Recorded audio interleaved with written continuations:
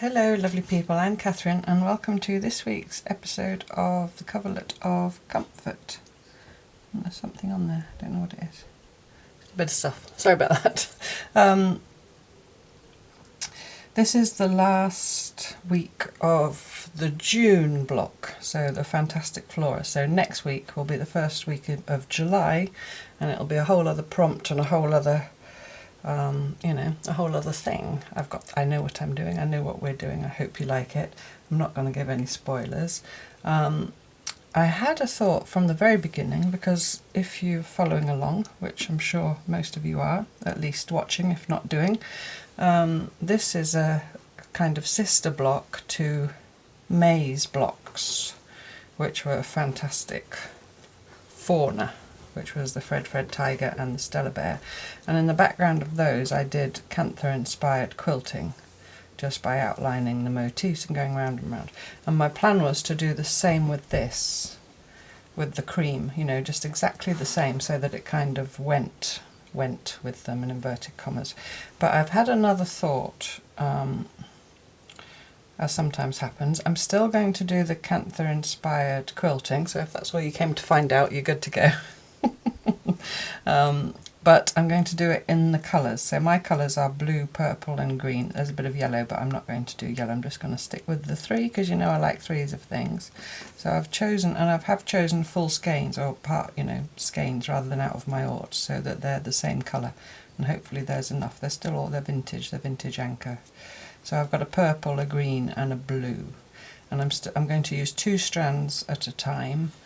And I'm going to just kind of go with the flow really. I'm going to pick a motif, say this blue flower, and then with some blue thread start stitching around it, and I might go around it 2 or 3 times, and I might then just sort of fill in between, so when I come here I won't keep going out. I'll show you. I won't keep going out, I'll skip past, and do you see what I mean? So that sits within its own area of blue stitching. And then this will sit within its own area of purple and green, because that's predominantly green, and so on. And then the in-between spaces I'll see where I go. So I plan to do Kantha style quilting with these 3 colours, pretty much marrying them up to their flower colours. And then what happens in between we'll see when we get there. Here's my lovely cup of tea in my lovely orange teapot. I made myself my lemon verbena. I only just planted it, but I thought I could swipe a few leaves off it. So I've got lemon verbena tea with a little bit of ginger root. I'm just going to have a little sip. Oh, that's lovely. That's lovely. I wish I could pour you all a cup. Oh, talking of tea, this lovely thing came from Peter. Look, 60 years treasures for you, it says, and it's on a tea bag, and he's written the message on the back, so I won't show you that. But isn't it fabulous? I've got some buttons and some Suffolk puffs in there for storage, because I took the jar they were in for something else. But look at it, I hope you can see it. It's got its own fancy schmancy teaspoon and its own saucer, and the clock's going to finish chiming, and it's lined, let me get that stuff out of there. It's lined with, I think it's some napkin type decoupage or collage, or it might just be, I think it might be just one napkin that's had matte medium or something put on it. But isn't it great? I love it. I'm not going to actually put my tea in it. It's strictly ornamental. But yeah, thank you so much, Peter. I absolutely love that. I'm sure there'll be people asking how it's done. I've no clue. Ask Peter would be my advice. Ask Peter here in the comments. Peter hopefully will turn up, and then you can all jump on him and ask him how he did it. So there we go. Yeah, so I wanted to show you that. I meant to talk about it in Friday's Park Home Life, but I got sidetracked a million times. It was sitting there on the table next to me. So I'm showing it to you now. I may well show it in Monday's video as well. Sorry, I may well have shown it in Monday. I'm filming this first before Monday's because it's Sunday today. I'll explain in a minute. It's very confusing. How I keep track of the days is beyond me. Sometimes I don't. Yeah, back to this. So Kantha style quilting, so I'll show you in a minute, but I'm starting now on Sunday because this is going to take me a long time. I couldn't possibly sit here on Wednesday with you and do it in the space of an hour. And I'm still watching the tennis, and it's the men's final of Queens this afternoon, so I thought I'll show you the embroidery up to date and get you and start showing you what I'm going to do, and then I can go and sit and do all the stitching, and then later in this video we will join the three together and I'll talk to you about how you can make sure that your three pieces fit along the side of your existing coverlet, and then all being well I'll get it all joined, and that will be the very exciting moment of being at the halfway mark of the year and having the centre piece. This to me feels like a real milestone. The centre piece of my coverlet and our coverlets, if you've done it the same way as me, representing the self, will now be completely surrounded, framed by home, friends, joyful places, and then nature in terms of flowers and animals, which are also very important to me and to many of us, I know. So I'll feel like myself is in the middle of all those lovely things, you know, home, friends, nature, animals, woodland, beaches, all that is all around me and I'm there in the middle. And then we've obviously got the rest of the year to go and we'll carry on radiating out, but yeah, so at the end of the video hopefully this will be joined, all being well. So let's start with the blue flower like I said. So I'm just going to get 2 strands of the blue. Correct end. I'm going to get lazy girl lengths, you know. I heard someone or saw someone recently, and they're absolutely right, saying you should take a length from, it might have been Jerry. Was it you, Jerry? You should take a length from the tip of your finger to your elbow. My elbow's up near my shoulder. She's absolutely right. That is what you should do. But you know, lazy girl. So I'm just going to get 2 strands. Okay, I've got 2 strands in my needle. I've zoomed you in, I hope. I do that in editing rather than messing about with it on the phone. It's less likely to go wrong that way. I shall get my other 2 blocks out from underneath so I don't inadvertently stitch them together now, which would not be good. So let's do this one because it's got quite divided petals, so I just want to show you what I mean, and I will have to edit because even doing this one is going to take ages. So, but I'm just going to come up somewhere here in the middle, and the same as before I'm going to start about 1/8 of an inch away, and I'm just going to do the smallest running stitches I can, and you can do them one at a time or a few at a time, whichever feels most comfortable to you. What have I done now? Before I even start I've done something. It's alright, it's just a little loop in the thread. And again, play a bit with the tension of the cloth if you like when you're doing this Kantha inspired. Pull up all, if you do intense stitching like I've done on these, and you pull it up all a lot, it will significantly affect the size of your finished piece. Significantly, maybe 1/2 inch up to, you know, even more depending, it's variable. So just bear that in mind, but I always cut my work, make my work plenty big enough so that I can trim it back. Because I like that puckered look, and we're not doing, you know, conventional quilting where everything has to match and be perfect. So it's the joy of it for me is how you can affect the surface of the cloth, not just visually but by the texture as well. So I'm just going to do this all the way around the flower. I realised when I was stitching that I didn't show you or talk you through the other embroidery that I've done. I was going to, and then I saw Peter's cup and got distracted. Oh, look, a butterfly. It's that moment, isn't it? I did some more, I can't remember what I've done since and what I did. I think I added these little lines of running stitch here and there, on here and there, here and there. Here I did little fly stitches to define the petals. Here I did lazy daisy, and I did the leaf veins everywhere like I showed you last time. I did some little French knots around that one in pink, and I did extra little lines. I just think these little, just these simple little lines of running stitch here and there really enhance the embroidery. It's just a simple little thing. I did fly stitches on that one as well. Here I did some Marion stitch, whipped running stitch around the edge, and then another line of just plain running stitch. There I did pistol stitch. It's pistil, not pistol, but pistil, like the pistil of a flower. It's part of a flower, isn't it? And don't think I did anything else on that one. So yeah, so I did a bit more embroidery, just until I was happy with it. So I've gone round once, and you could absolutely just go once round everything and leave it at that. That is enough stitching, you know, structurally, if that's necessary. But I don't, you know, this to me is a missed opportunity if I don't stitch in it. That's just me, I just like that look and I like to do that. But you could absolutely, if you wanted to, just outline all your flowers and leave it at that. But I'm going to go on. Now I'm kind of winging this as per usual.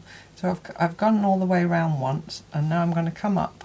So I'm sort of 1/8 of an inch away from either side, which pulls me quite a long way out of this narrow alleyway that I'm up. And then I'm going to carry it. That's Fred creaking in his basket, if you can hear him, just adjusting his position. This thread is very naughty. People ask me now and again about waxing thread. I do sometimes when I remember and the wax is to hand, wax thread if I'm piecing, but I don't when I'm doing fancy stitching, simply because it kind of flattens the thread, and I prefer it fluffy. But you absolutely could wax your thread if it tangles and it annoys you. It will help. It would also help if I took Jerry's advice and had a sensible length of thread and not a great long length. But you know, I won't learn. I do this, and you know, this is what I do. So I'm just going to stitch on until I get up to the tip, but then instead of going round again, I mean, you could go round in some places and not in others. Here's my edge, and I left 1 inch, so I don't want to get any closer than that. So maybe here, because I don't want to be messing about with another line of stitching. You have to see as you go. Hopefully it'll make sense. I am going to go right round the tip with another line, because it doesn't need to be the same everywhere. By the time I get all the stitching in, you'll see, you know, when I come back, when I've done all the stitching, it will all kind of blend, hopefully. I hope. That's the idea anyway. So that tip I've gone completely round. So then this side here of my block that's as much stitching as that's getting. I'm not going to go beyond that line with my stitching. If you wanted to do it all in one colour, you could just, you know, go on until you came up to, like say you're doing it in the cream, you could just come round and round in the cream, and then when you come here, you could then start going around that one, and so on, and then when you're done you could just go back and fill in any gaps. That would be how I'd do that, but because I've chosen to complicate matters and do different colours, I'm having to think a bit more about what I'm doing.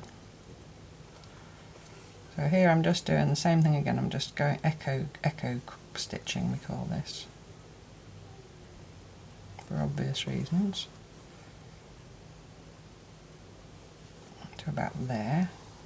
So I'm judging this based on my distance from my 2 stitching lines. I'm not paying attention to this distance, because this will be variable depending on how wide your gap is.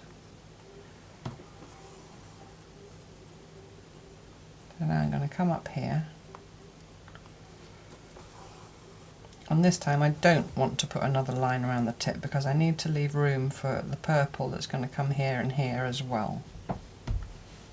So when I get up to that tip, I'm going to duck under the wire. So kind of, if I put my needle perpendicular to the tip, I can fit one more stitch. And then if you're going to do a big jump and you don't want a loop on the back, you can just simply go to the back and just feed it through a little bit, through just your backing. And then I'm going to come up here somewhere. So again, if you put your needle, if you need that as a guide, you can see where you need to come up. Do you see I'm being super finicky? You don't have to be that finicky. Just some people like to be finicky, so I like to give options. And then I'm going to come up there and carry on. And so I'll do that same thing now here, because I need to leave room for this one as well later, and here for the same reason. And this one, because it's on the edge, I'll just carry on round again. So I hope that makes sense so far. So I'll go ahead and do that. Then I'll be back. Okay, so I've been completely round again, so that's twice now. I did in the end here go right round the tip because it's more towards the edge.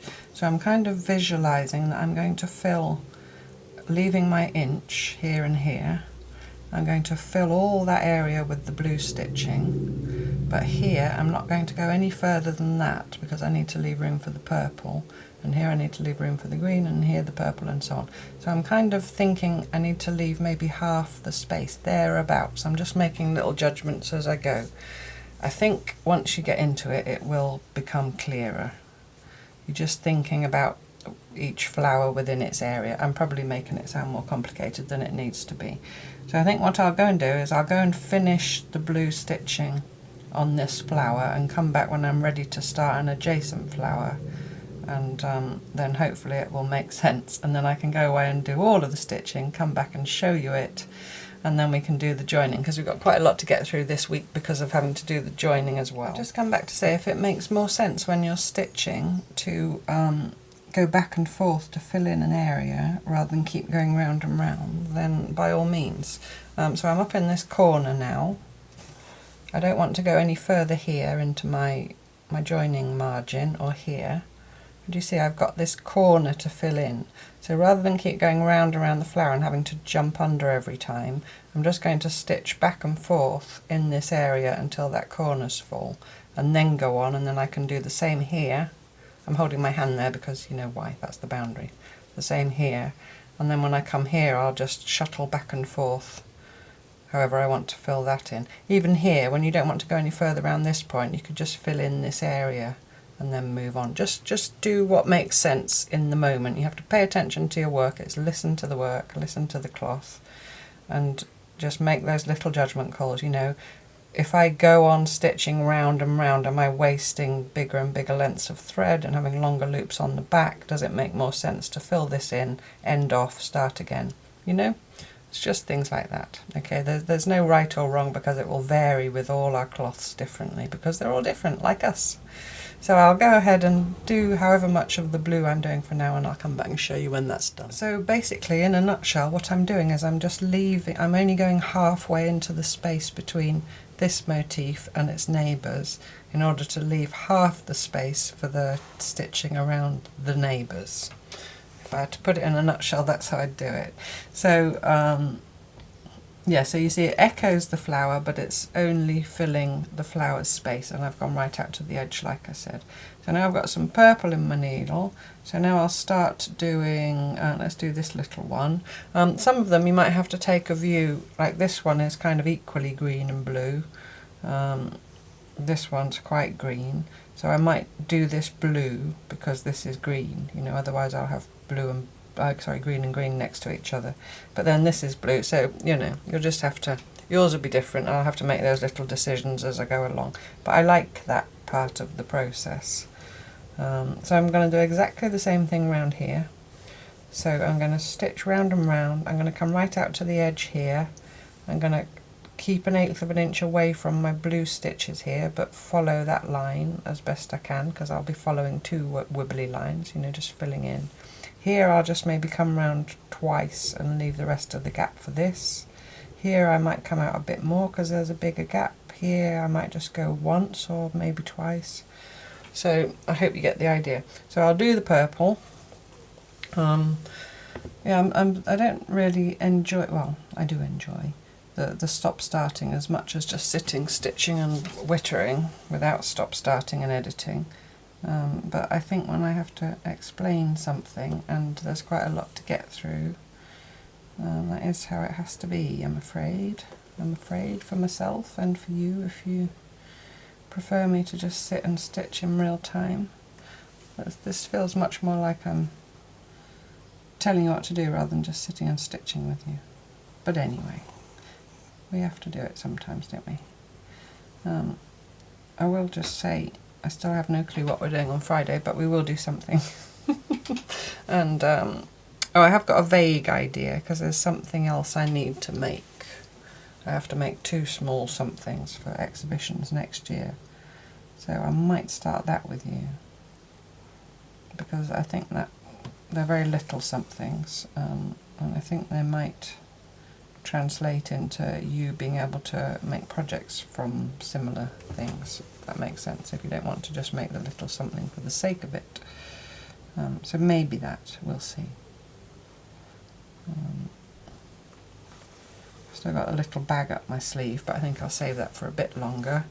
And we're still stitching away with the moon project. Oh yeah, I just wanted to say, I thought it was a great idea. Rita at Gone Rustic is not doing the moon project, partly because she's got 5 billion other things on the go, as many of us have. She is doing the Coverlet of Comfort. If you don't watch her, it's really worth going to have a look at her work and how she interprets the prompts.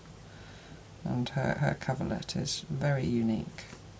But anyway, the moon. Yeah, she's not doing the moon stitching with us, but she is doing the part where she puts her little square of cloth under her tea bag and something rusty every day, just for, you know, to dye the little squares of cloth or print the little squares of cloth. And I think she said she doesn't yet know what she's going to do with them, but. So that's, you could do that, you could start that now if you haven't done the moon stitching. Start doing little squares, and you can make them into all kinds of things. If you got, say you had 2-inch squares, or maybe 2.5-inch or 3-inch squares, and then you had 36 of them, you could make 4 9 patches, and then you could make them into a rice bag, for example. There's all kinds of things you could do with them. But yeah, the same as with this project really, you know, if you've just shown up here and you're thinking, oh, I'm halfway the year already and I don't want to go back to the beginning and whatever, you could take this block in particular, would just lend itself to making a cushion. So you could just make the floral block or one of the animal blocks, or make a set of 3, a floral and 2 animals, and instead of sewing them together into your comfort coverlet, you know, if that doesn't float your boat, you can just make them into a cushion, or a bag, or a wall hanging, or, you know, a table topper, or whatever. Alright, so I'm going around. I think for all of them I'm going to go round completely at least once, because I've got the room for that. But if you didn't have the room, then you didn't have to do that even. You just have to look at your own piece and see what it tells you to do. Gosh, it's warm. It's not as warm. Yesterday was really warm here. Must have been in the low 30s, which centigrade I'm talking, which for the UK is very warm. And today is a bit cloudier and a bit cooler, but I've got the front curtain open so that you can see what I'm doing, and that lets the sun in, so I'm going to have to think about that as the summer goes on, about making my videos later in the day when the sun's gone, or using the light, but it's a shame to use the light when I've got the sunlight. Anyway, so I've gone round once, so now here it's pretty clear because I just need to fill what I didn't fill with the blue. Here I need to be aware I need to leave room for this one, so I might, like I said, just put one more line of stitching there. Here I think I don't know, I'll see when I get there. I could either just not do any more purple stitching and leave it for the green. I think there's room for 3 lines of stitching, so 2 more. So there's going to be 2 of one and 1 of the other. But yeah, like I say, just those little decisions, I don't know where my thread is now, there, are absorbing to me. I hope you get the idea. I think I'll go ahead and do all the stitching now and close my curtain before it gets too hot in here. and I'll be back and show you when I've done all the stitching, which will probably be tomorrow, but you don't have to wait. Okay, don't all faint in shock. I have hoovered the floor so that I could lay my coverlet out, because I don't have a big enough surface anymore. I'm handheld, so I apologise if I'm wobbly, but I'm doing my best, as always. So you see that I have pinned together my floral block from this month and my Stella Bear and my Fred from last month, how I want them. And what I did was I pinned them where I thought, you know, along where my stitching line meets the extra bit that I left. And I laid it down, and then I've just adjusted it a bit. I'm going to zoom in by bending my knees. Apologies if it creaks. I'm sure you can all appreciate creaky knees. So here, get it in frame, Kathryn. See here, this is level. This raw edge here of this block is level with the raw edge of my Friendship Stars. And then, oh, hello. Someone wants to say hello. Hello. Say hello to the people. Say hello to Joey. Not Joey, my son. There's a little dog, Joey, who loves her. She's going to lay there. That's very helpful. Where was I before I was interrupted? Not remotely rudely, but affectionately. And then up the other end, the same. You see the top of the Stella Bear block is in line with the raw edge of the home log cabins. So now I've got that all, and I've only pinned the top layers. If you remember back to the end of January when we did the, February when we did the first joining, I'm going to join the top layers first, but I'll show you that over on my desk. But I just wanted you to see how I've done it. Now, two other things. I'm going to get up again. That wasn't my knee, that was me rattling the handle on the desk drawer. Two other, Stella, don't lay on it. We've just been in the woods. I don't expect you very clean. Anyway, two other things. One is you will notice, and I think someone mentioned this in the Facebook group a while ago, that because I've chosen that kind of off-white background, those are quite standy-outy, technical term, because they're very white compared to the rest of it. Now, I'm not worried about that. I'm not worried if they remain standy-outy at the end of the day. It's just the process, it's how they are. It doesn't worry me, at all. But if it did worry you, you could always, of course, tea dye your finished stitched pieces. Just make some strong tea in a big enough container and soak it in there for half an hour, and then rinse it through. And that will knock the colour back a bit. And I did think about doing that, to be honest, but then I thought, no, I'm just going to leave it as it is. The other thing you could do is add more to your Kantha, your animals. And Stella's brought her lion. You could add some little random patches, just, borrow style, appliqué them on, and that would tie it together. So, but, if I decide to do that, I'll do that later. I'm not going to do it now, because I won't know until I get whatever else is going around it, how it's going to look at the end. So, I can always do things like that later. Stella, look out, because there are pins in there, and they're only the little appliqué pins, but she found something tasty on that one. That's a bit worrying. So I'll get it. I said two things. What was the other thing? The other thing's gone out of my head. It's a bit white, and something else. Hopefully it'll come back to me. No, I told you I only pinned the top layer. No, it's gone. Sorry about that. Either it wasn't important, so it doesn't matter, or if it was important, it will come back to me, and I'll tell you then. So I'll put you in my stand and go and sit at my desk and show you just a little bit of the joining, just a refresher really, and then we'll go from there. Okay, so I've threaded my needle with some what I call piecing cotton. It's just some machine sewing cotton thread, sturdy, for piecing. So I've just threaded a single length of that in my lovely sharp needle from Jennifer. Put a knot in it ready. So I've pinned, like I said, the two top pieces together. So it's Stella Bear and the flowers. And I've pinned the backing cloth, my bit of old sheet, back out of the way. Now I've got loads of it, I'm going to have to do trimming, but I'm going to stitch it first. So that's the line I want to sew along where my pins are, right up on the fold, which does mean that I'm going to have to do something fancy with my seam allowances when I turn them back, but I'll come to that in a minute. So I'm just going to get my needle that I've just put in there. And still hasn't reoccurred to me, is that a word, what I was going to say. And I'm going to stitch right from the edge. Now these two aren't the same size either, but because I left myself a good inch, sorry, that's Stella chasing Fred the length of the house, which isn't very long, 36 feet to be exact.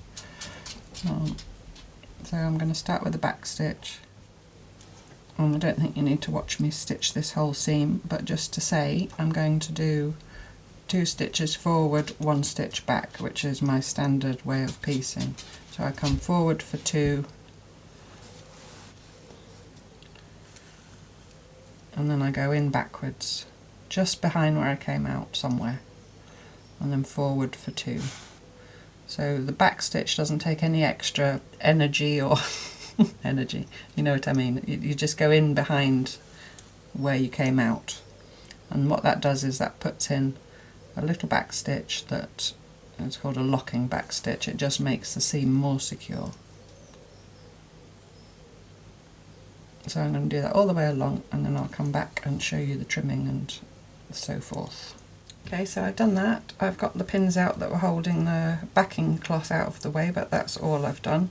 So I'll just show you the other side. So on the other side I've got this nice little seam, which is upside down, but you know, I've turned it around because it was easier to work that way. I'm not worried about wibbly wobbly. This is why I keep saying leave plenty around the edge, because then you've always got room to manoeuvre. But now, because there's way more than I needed, I need to do some trimming. So I'm going to lay it like that, and I want to trim this seam allowance of this, you know, the linen that I stitched on the front. So I've got my big scissors out. Whoops, sorry about that. So I'm going to lay it like that. I'm going to make doubly, triply, quadruply sure that the backing cloth is out of the way. So I've only got the 2 seam allowances of what I just stitched, and I'm going to trim it to probably somewhere in the region of 1/4 of an inch, I don't know. Just enough. Technically in proper patchwork and quilting you always have a 1/4 inch seam, but this isn't proper patchwork and quilting by any stretch of the imagination. And I should keep those because they're nice fluffy edges. They'll go in the scraps. Okay, so now because I've got stitching, and this is why I wanted to show you really, because I don't think I covered this in the February joining. Because I've got stitching, I haven't got, before we pulled this out of the way and then we opened that seam allowance up so it was under, sorry there's major wrestling going on now, so that it was under the backing, if you remember. So this wasn't stitched right down, so I could get that underneath it and then put that over. But here now I've done my fancy stitching right up to the edge, so maybe you have as well. This is very thin soft cloth, so I'm going to just simply put my seam allowance, I'm just pulling gently on that seam, I don't want to rip it, I'm just pulling gently on it so that it lays flat, you know, right up against the stitching. You know I'm not going to go and iron it, you can if you want to. So now I don't need both of these flappy bits, I only need one really to come over. So that one's going to come over, fold under and get stitched down to hide all that gubbins under there. And I think I'm going to definitely do it this way towards the Stella Bear block because it's less bulky already, because here is only 2 layers of cloth and the stitching, whereas here I've got the appliqué and the chiches and all kinds of other stuff going on. So I'm going to do it towards Stella Bear, in which case I'm going to trim this flappy bit of backing off the same thereabouts as the seam allowance. I could have done it all 3 in one go, but I wanted to explain. Sorry about my arm in the way, but you know how to do cutting. So it's going to be jaggedy, I don't mind, it's all going to be hidden. It's a bit awkward. There we go. So So now I've now got 3 pieces of cloth there in the seam, which normally I would prefer to have that open so it's less bulky, but I think because my cloth is thin and because of my stitching issues, my only other alternative would be to take out a load of stitching, and I'm not going to do that. So I think it's okay like that. So I'm just going to lay that all down, finger press it, and then I'm going to bring this over to hide all those raw edges. I'm going to turn it again, sorry for all the turning. I'm going to bring that over, really push it with my fingers, and then turn this edge under. I could trim some of that off as well, I guess, but I think I'm just going to turn under 1/2 inch, just so you get the principle. You know, that's something else, another way of doing. There's always a way of doing whatever you're presented with.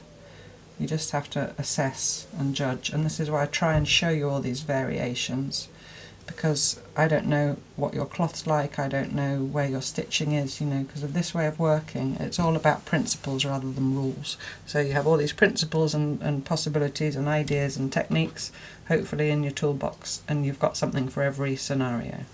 So I've folded that under. Now I'm going to put some pins just to hold that edge down.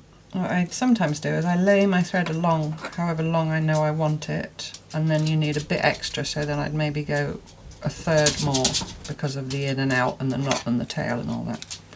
And then hopefully that's about the right amount of thread. Hopefully. And it's white on white, so you probably won't be able to see anyway, but I'll just give you the idea of what I'm doing. So again, a knot. And again, I'm going to start now with my backing. My backing extends a good inch past my top cloth, so that might have to be trimmed when I come to join this to the rest of the coverlet. So I don't want to stitch right out into that. I'm going to only stitch, I'm going to come about 1/2 inch in from the edge of here. So I'm kind of anticipating where I may want to trim, which will maybe be halfway this seam allowance, the same as I've done here. I don't yet know. But so I'm going to come in 1/2 inch of that, if you see what I mean. So I'm going to start about here. I hope that's clear. I'd rather have to go back and put a few more stitches in when I'm joining here than, you know, cut through my whip stitch and it come undone. You could even go further in still and then just anticipate that when you're stitching along here, when you join it to the rest, you just take a little side tour to tack that down and then you carry on. I'm going to start about there and then gather it up in my hand. Make sure it's somewhat straight. A couple of people have said about their cloths wonky and it's wider on one side than the other and so on, and about filling in, which you can do, you know, if you've got a significant difference you can square it up, but I wouldn't worry. I haven't measured mine, I meant to do that. Maybe I'll measure it once I've got this attached to see if it's plumb square. If my little blind stitch goes through to the other side, by the way, I'm not really bothered because it's the same colour as the cloth, but I'm trying to only blind stitch into the backing. So I'm sorry, I'm supposed to tell you how to blind stitch. So I'm going off the edge of the fold into the backing of the Stella Bear and just picking up maybe 1/8 to 1/4 of an inch of that backing, and then bringing my needle forward up just into the very edge of the fold, and that's falling out again. Yeah, so into the backing, forward a little way, and then up into the fold. So I'm just going to do that all the way along and carry on saying what I was saying about squaring up or not. Yeah, you could absolutely square up as you go, and if you're a normal quilter, that's probably the way you're used to doing things, and if that makes you happy, then that's absolutely fine. But because of the way I'm doing it, I know that if I square it up now, it's bound to go wonky again at some stage. Wonky to me is charming, and you know, it's how I like to work these days. So I'm not going to square it up. I'm going to just keep not even measuring how I did then. I just measured this against where it has to be joined. I've no clue how long it is. To me it doesn't matter. I will tell you because I know some of you like to know the size. So yeah, so I'm choosing not to worry about it being square or whatever. when it's finished, if it's significantly out of shape, you know, in a way that doesn't please me, say one side's 6 foot long and one side's 5'6", for example, I just pick those figures out of the air, and it looks, and I don't like the look of it, then I might at one point put a wedge piece in somewhere. You could just put in a wedge shaped piece to square it up. That would be my solution. If your solution is to measure and make sure it's square as you go, then you do you, as always. But if it's wonky and you're worrying about it, don't worry, because there'll always be something we can do. And even if mine isn't super wonky, maybe when we get to the end of the year, I'll try and cover all those things. And I'll also be guided by you, you know, here in the comments. Maybe week last but one. It's a bit sad to be talking about it, but anyway, week last but one, I'll ask for any issues that you might have, for you to tell me either here in the comments or if you're in the Facebook group, and then I can try and address those in a, you know, a wrapping it up video. But we won't be sad, because I don't know what we're doing next year yet, but we'll be doing something. So we'll be listening to Stella and Fred wrestling in the background, that much is certain. The other thing was I was going to show you a close-up of my colourful Kantha stitching. I should have done that. I'll do that when I've done this. So I'll finish this and then I'll come back and show you the fancy stitching on the other side, and then show you how I'm going to join this piece to the other when I've joined Fred as well, which I'll do in exactly the same way, so I don't need to show you that. Okay, I finished the Stella Bear one, so that's all done. I pinned the Fred one and started stitching it, and then I noticed that it was completely on the wonk. The Fred one was skew-if, so this was really bowed, you know, like a bow and arrow. So what I did was I was able to take out some of my invisible baste that was along here,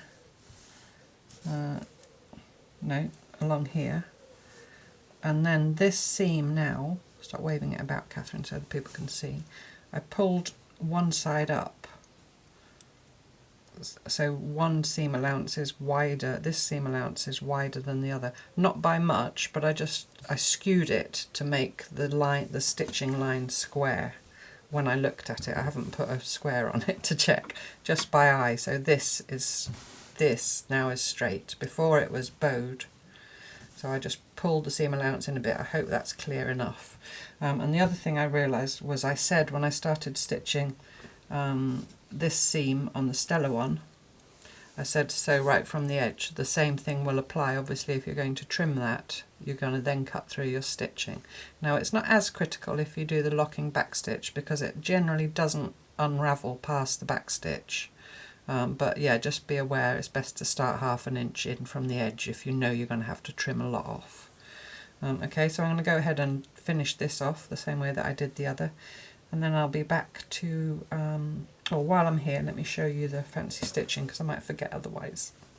So yeah, so I did around all my flowers in their colours. Actually, I'll insert a bit of handheld here so you can see properly.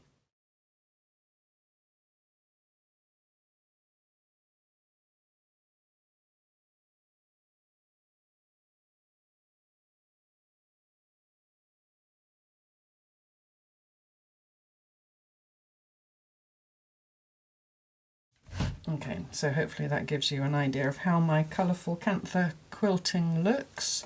So now I'm going to go ahead and finish Fred, and then I'll be back to show the joining of it onto the larger piece. Exciting! Okay, that's all done, all joined. So now all I've done is I've pinned the backing cloth down out of the way and left the edge that I want to join onto the main body of the piece loose. Now you will have issues if you've done your seams to one side here. Do you see? Because this is under here, and now I've just pulled it down out of the way and there's an ugly rumply bump there. I'll sort that out later when I come to cover the back. But for now I've just pulled it out of the way as best I can. Now this bit of cloth of mine has got the finished edge on. I'm going to cut that off because that's quite thick and bulky and I've got enough, but you know, yours probably is different. So I'll trim that off and then I'm going to take it over to my piece on the floor and show you there again handheld how I'm going to deal with that, because it's a bit problematic because it's not straight. And some of it has got a loose flappy edge and some of it up where the home blocks are all stitched down right to the edge. So I'll show you how I'm going to deal with all those little issues. It's all fun and exciting. I love it. I just love it. I hope you do too. Okay. Okay, here I am again, crouched on the floor. So you can see, I hope, that the edge of my coverlet that I'm joining it to is not straight. And here I've got a loose flappy edge, so I could do a normal seam.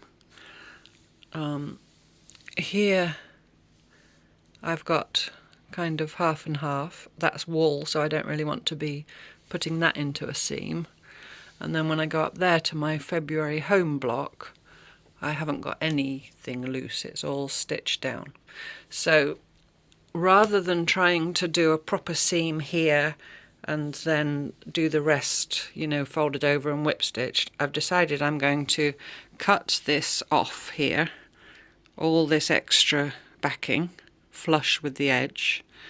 This star block is coming out quite significantly here, and there's some plain here, there's the odd star.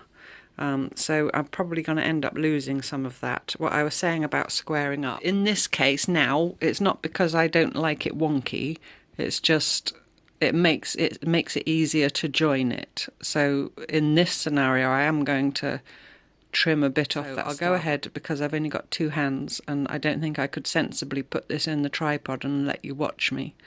Maybe I'll try. Maybe I'll try that. I'll try that.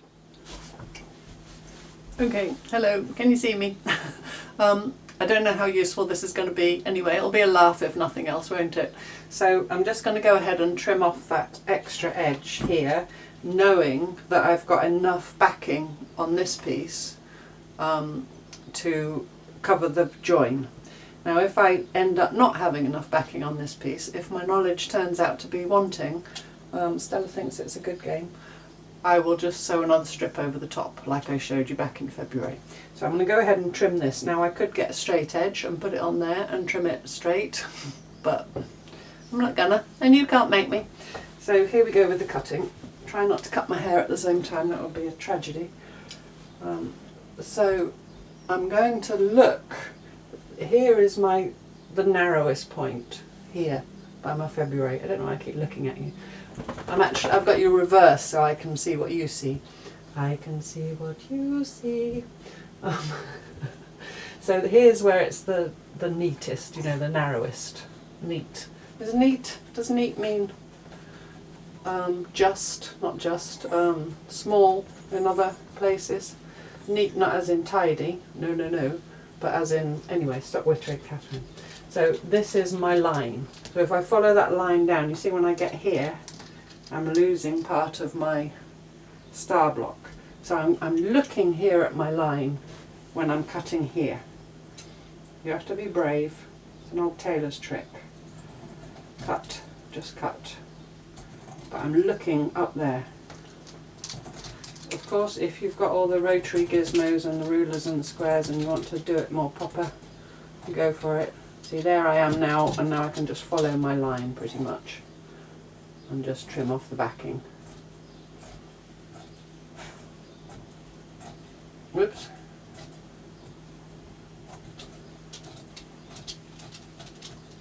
I'll do pig, so get rid of all that. And now I'm going to be in your way because I want to come that side. I'll try and do it backwards, so I'm going to kneel on the comfort cloth this side. This is more for your you can't see me. This is more for your amusement than anything else. I don't think it's actually useful. Oh, hello Stella. Come out the way, boo. So I'm just going to take this now up to the edge. Make sure it's somewhat matching top and bottom, as it should be, because I measured it before. And then I did say, didn't I, that I've pinned that backing out of the way on there.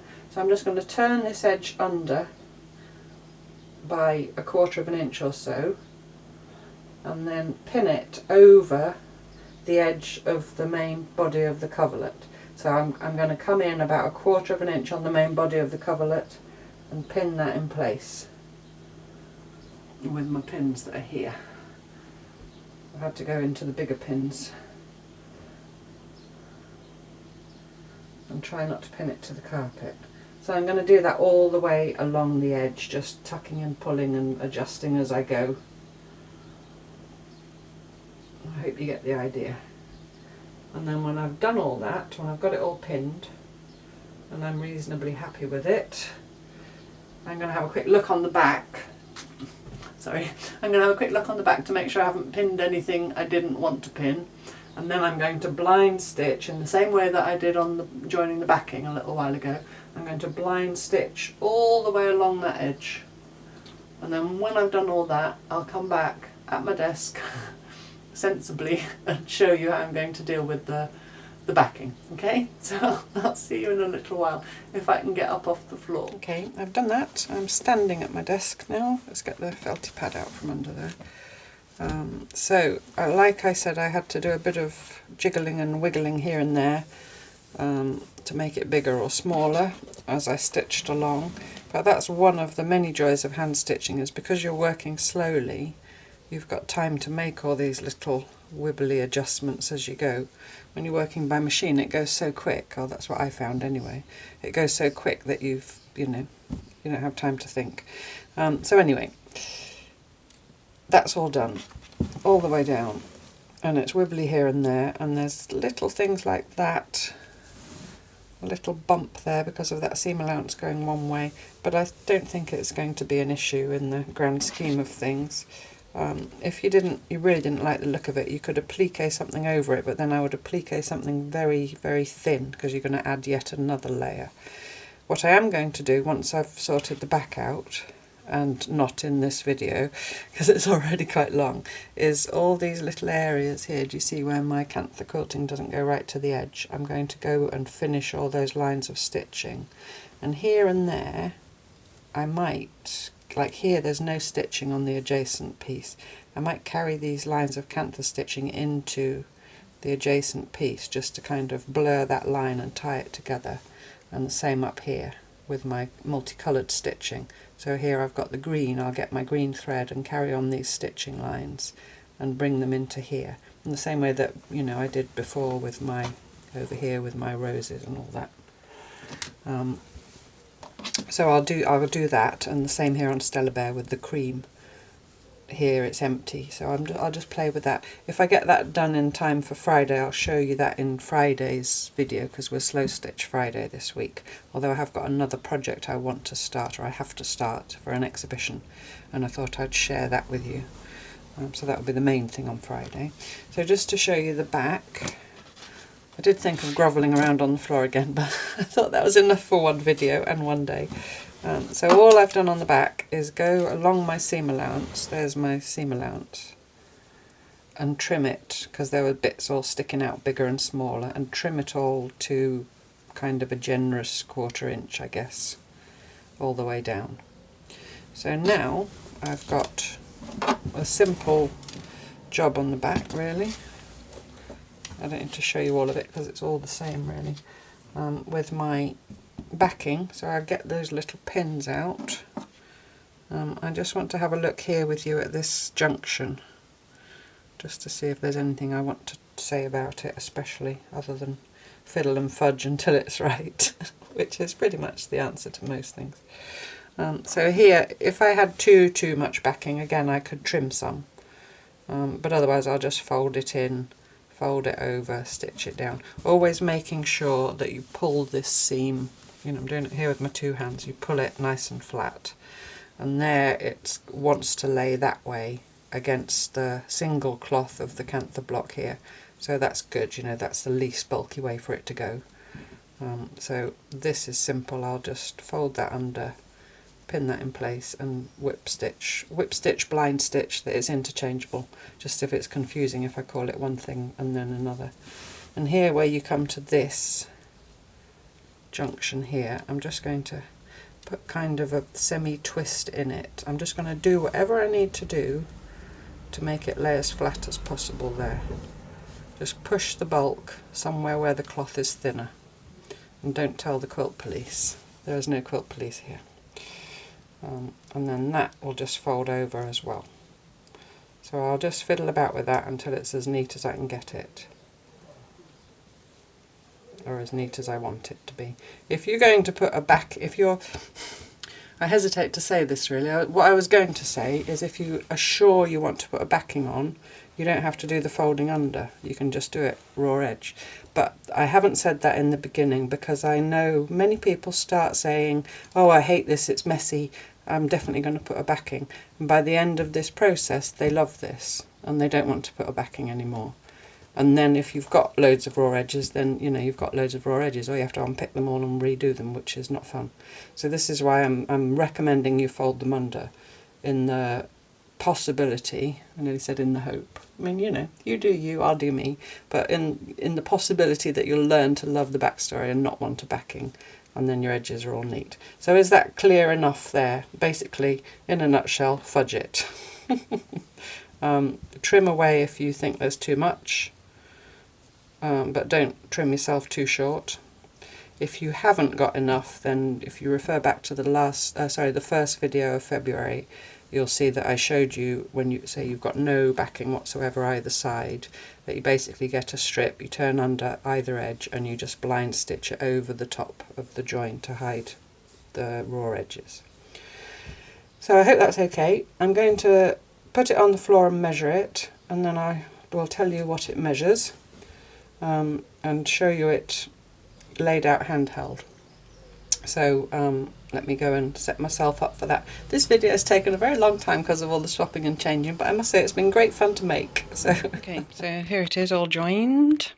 I've just measured it, and I was feeling quite smug when I measured the first 3 sides, and then I measured the last side. So along the top is 34 inches, and I'm measuring only the top, not the backing.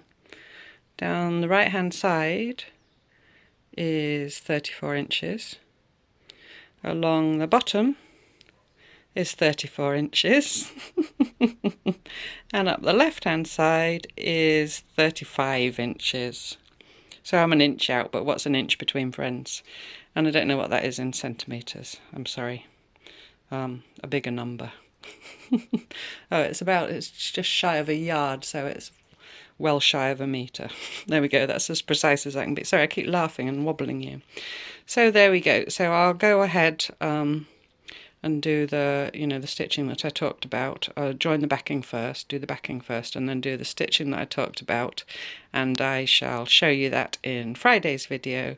And I hope you enjoyed this video. I hope you enjoyed watching me grovel about on the floor at your feet, which is where I should be, groveling at your feet, because I love you all so much.